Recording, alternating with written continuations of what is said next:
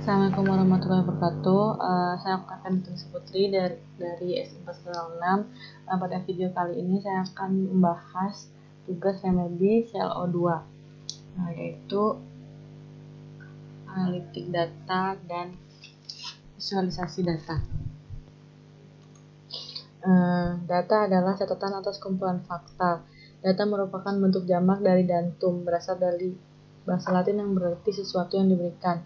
Dalam penggunaan sehari-hari, data berarti sesuatu pernyataan yang diterima secara apa adanya.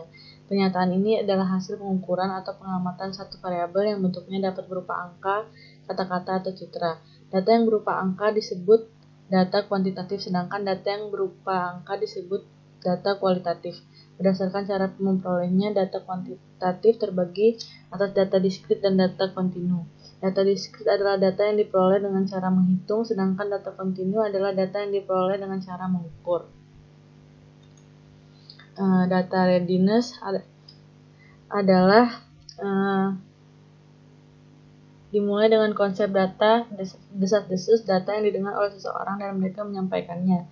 Dari sinilah banyak proyek dimulai. Setelah itu mereka memberikan skala kesiapan yang dirancang untuk membantu pengambil keputusan dan praktisi dalam menilai status proyek. Sumber data mana saja yang perlu digunakan, garis waktu dan biaya apa saja yang mungkin terjadi. Data readiness level adalah seperangkat istilah yang digunakan untuk mengkarakterisasi kesiapan data untuk penyebaran. Data readiness level juga memungkinkan manajer dalam mengambil keputusan untuk memahami status proyek, di mana investasi diperlukan tanpa keakraban yang mendalam dengan data tersebut. Data readiness terbagi menjadi beberapa bagian, yaitu data quantity, data depth, data balance, data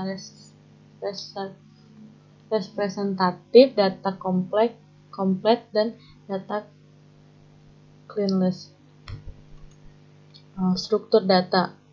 Struktur data adalah cara penyimpanan, penyusunan, dan pengaturan data di dalam media penyimpanan, sehingga data tersebut dapat digunakan secara efisien.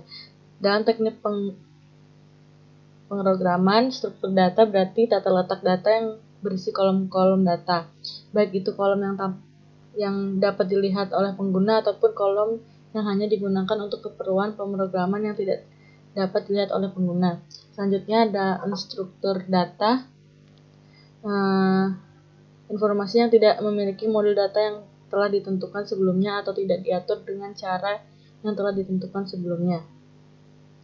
Informasi tidak terstruktur biasanya berupa teks berat, tetapi mungkin berisi data seperti tanggal, angka, dan fakta. Hal ini menyebabkan ketidakteraturan dan ambiguitas yang membuat sulit untuk memahami menggunakan program tradisional. Kategorial data adalah data kategorik. Kategorial data adalah data kualitatif yang dapat dianalisis dengan menggunakan rumus matematika atau statistika dan perlu diberi coding berupa angka. Nominal data adalah standar angka yang sederhana dalam menilai sebuah objek. Data ordinal memiliki peringkat atau urutan. Angka yang diberikan mengandung tingkatan digunakan untuk mengurutkan objek dari yang paling rendah sampai yang paling tinggi atau sebaliknya. Numerik data. Data numerik digunakan untuk data yang dapat diukur secara kuantitatif sehingga dapat menerima operasi matematik.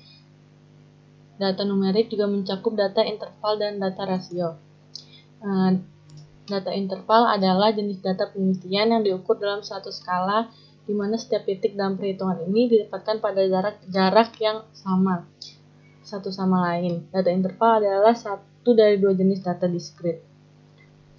Rasio data. Data rasio adalah jenis data kuantitatif dengan sifat yang sama seperti data interval, yaitu memiliki rasio yang sama dengan pasti antara setiap data dan nol absolut berlaku sebagai titik asal data, atau dengan kata lain dalam data rasio tidak ada nilai numerik yang bernilai negatif.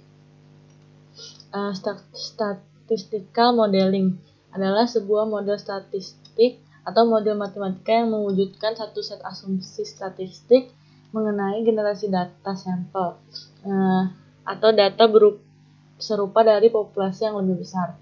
Measure of Neutrality tendency secara umum diartikan sebagai pusat distribusi, meliputi mean, atau rataan, median, nilai pembatas, separuh data, modus, ukuran yang sering muncul, dan sejenisnya. Measure of dispersion adalah ukuran dispersi atau ukuran variasi adalah ukuran menyatakan seberapa jauh penyimpangan nilai data dari nilai pusatnya, atau ukuran yang menyatakan seberapa banyak nilai-nilai data yang berbeda dengan nilai pusatnya. Selanjutnya ada penerapan analitika data dan visual data dalam kesehatan. Teknologi head-up sebagai pemantau kondisi vital pada pasien. Beberapa rumah sakit di dunia sudah menggunakan head-up sebagai alat bantu untuk bekerja secara efisien dengan big data. Hampir sebagian sistem layanan kesehatan tidak dapat menganalisis data yang terstruktur jika tidak menggunakan head-up. Children Healthcare of Atlanta merawat lebih dari 6.200 anak di unit ICU mereka. Rata-rata durasi tinggal di ICU pediatrik bervariasi dari 1 bulan sampai 1 tahun. Children Healthcare of Atlanta menggunakan sensor di samping tempat tidur yang membantu mereka terus melacak kondisi vital pasien seperti tekanan darah, detak jantung, dan pernafasan. Sensor ini menghasilkan data yang sangat besar, dan sistem yang lama tidak mampu untuk menyimpan data tersebut lebih dari 3 hari karena terkendala biaya storage. Padahal rumah sakit ini perlu menyimpan tanda-tanda vital tersebut untuk dianalisa. Jika ada perubahan pola, maka perlu ada alert untuk tim dokter dan asisten lain. Sistem tersebut berhasil diimplementasikan dengan menggunakan komponen ekosistem head-up. Setelah keberhasilan proyek berbasis head-up tersebut, selanjutnya mereka melakukan riset mengenai penyakit asma menggunakan data kualitas udara selama kurang lebih 20 tahun dari Environment Protection Agency yang bertujuan untuk mengurangi kunjungan IGD dan rawat inap untuk penyakit asma pada anak-anak. Demikian penjelasan dari saya. Apabila ada kesalahan, saya mohon maaf. Wassalamualaikum warahmatullahi wabarakatuh.